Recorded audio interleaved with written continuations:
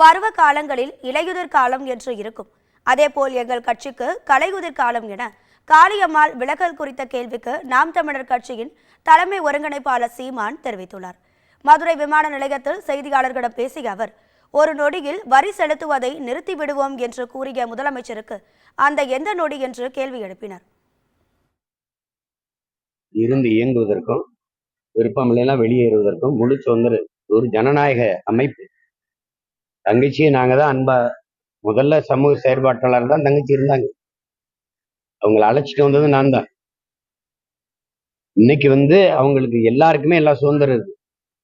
பக்கத்தில் நிற்கிறவரோட நாளைக்கு வேற ஒரு அமைப்புல போய் சேர்ந்து இயங்கணும்னு தோணுச்சுன்னா அவர் போகலாம். வரும்போது வாங்க வாங்க வணக்கம் ரொம்ப நன்றின்னு சொல்லுவோம்.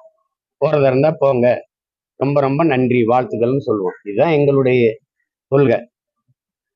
உங்களுக்கு தெரியும்னு நினைக்கிறேன். பருவ காலங்கள்ல இலையுதிர் காலம்னு ஒண்ணு இருக்கும். அது மாதிரி எங்க கட்சிக்கு இது கலையில் உதிர் காலம். அது அப்படி திடீர்னு வருவாங்க போவாங்க. என்ன இப்போ எல்லாம் முன்னைக்கு இப்ப வெளியில போனா நீங்க எல்லாம் எடுத்து ஒரு பேச்சு மாதிரி போடுறதுனால கேள்வி கேட்கறதுனால எல்லாரும் வெளியே தெளிவு வச்சுட்டு போறாங்க. நான் விலகுறேன்.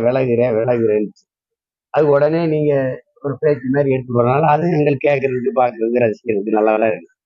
எடுத்து போடுங்க. தங்கச்சிக்கு முழு சுதந்திரம் இருக்கு. கட்சியிலே இருக்கிறதா, கட்சியை விட்டு வேற இடத்துல போய் சேர்ந்து இயங்குறதாங்கிறத முடிவெடுக்கிற உரிமை அவங்களுக்கு இருக்கு.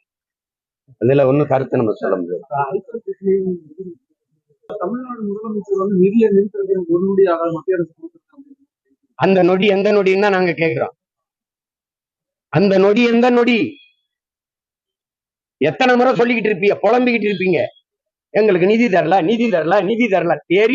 தெரியுது இல்ல. என் மாநிலத்திலிருந்து உனக்கு ₹1 வரி கூட வராதுன்னு சொல்ல முடியாதா?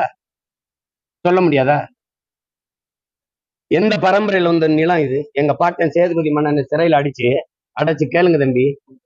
அன்னைக்கு காசு ஓரணா இருக்கும். ஓரணா சேதுபதி ஓரணா கட்டு உன்னை விடுதலை செஞ்சிடறோம்னு வெள்ளக்காரன் சொல்லும்போது ஓராண்டு சிறையில் இருந்த பிறகு சொல்றான், சிறையிலே இடந்து செத்தாலும் சாவனை வழிய ஒரு சல்லி காசு உனக்கு வரி கட்ட மாட்டேன்னு சொன்ன வீர மறவர்கள் வாழ்ந்த நிலம்.